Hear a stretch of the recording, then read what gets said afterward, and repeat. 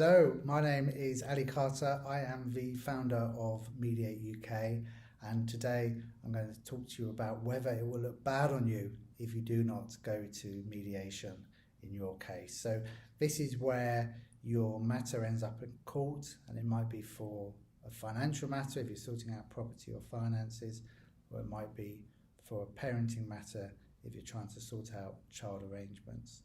And either party can apply to go to court at any time in the process, but the court will want them, first of all, to have shown that they have at least considered family mediation by attending a MIAM, a Mediation Information Assessment meeting, and that is the current minimum requirement before going to court.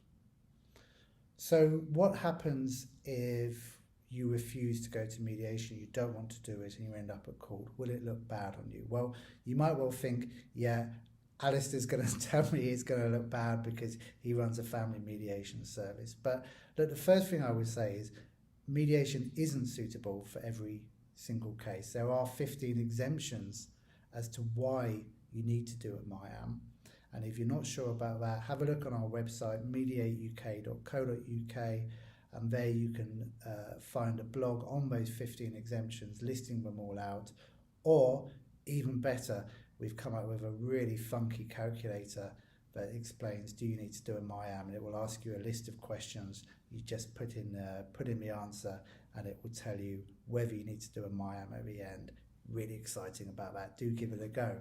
So, will it look bad if you end up at court and you have either declined mediation? What will be the potential impacts of that? Well, of course, everything is case dependent. So the first thing is if you meet a criteria to not have to do mediation, then that wouldn't go against you. So for example, if you've been a victim of domestic abuse, especially if you have evidence of that, unfortunately they would want to see evidence to give you an exemption, then that would be a reason why you don't need to do mediation. But if you are at court and you are trying to agree either parenting arrangements or finances, there's two words that are really important. The court will want to see that you have acted reasonably and responsibly to try to get to an agreement before it goes to court. The court aren't a business. They don't want your money. They don't want you there. They want to be dealing with the most extreme cases, the most serious of cases. So it's not like they are trying to get more people into court. They're trying to get more people into mediation or agreeing between yourselves, one of the other methods of dispute resolution. So if you are ending up at court, it should be a last stop to try to get to this agreement, or to try to get the court to tell you what's going to happen. So the court wants to see that you've acted reasonably and responsibly, and the way that you show the court that is you make an offer. You respond to letters from the other party's solicitor. You respond to offers. You make offers with finances or even with parenting that are reasonable. You know, if you say, I think you should see the child once a year, they may consider, depending on the circumstances, that isn't reasonable. So it's about making reasonable offers to try to come up with an agreement between yourselves.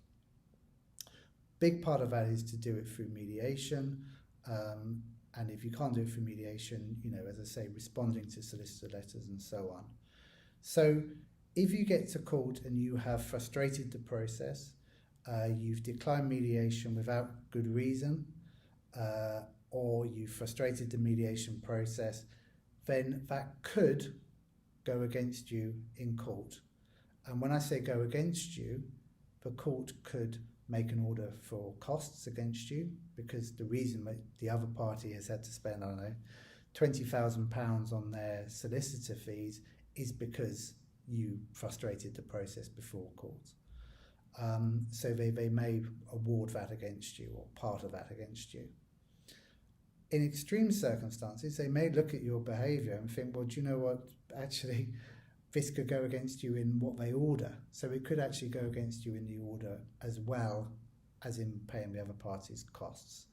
So please, whatever you do, remember those two words, reasonable and responsible. You should try to sort out these issues with your ex reasonably and responsibly. And if you can show that to the court, then that's not going to go against you. One of the methods of showing that to the court is to show that you've tried to do mediation, you've tried to resolve this amicably, you've been open to offers, you've responded to solicitor letters, and so on and so forth. I hope that makes sense. Now, every case is different. Your case will have its own unique background, its own unique set of circumstances. So how do I try to explain this generically? So if you have any questions on this, I suggest you do a couple of things. One is you can book in a free 15-minute consultation with our team at Mediate UK. They will take you through mediation and how the process works and whether it's suitable for your situation. Or, mentioned it at the start, go onto our website, mediateuk.co.uk. You should get a pop-up, or if not, just search for the calculator, and it will tell you through a list of intuitive questions even, whether you need to do a MIAM before court. So I hope that has helped. Whatever happens, I wish you the best of luck in sorting out your future and getting your issue resolved. Thank you.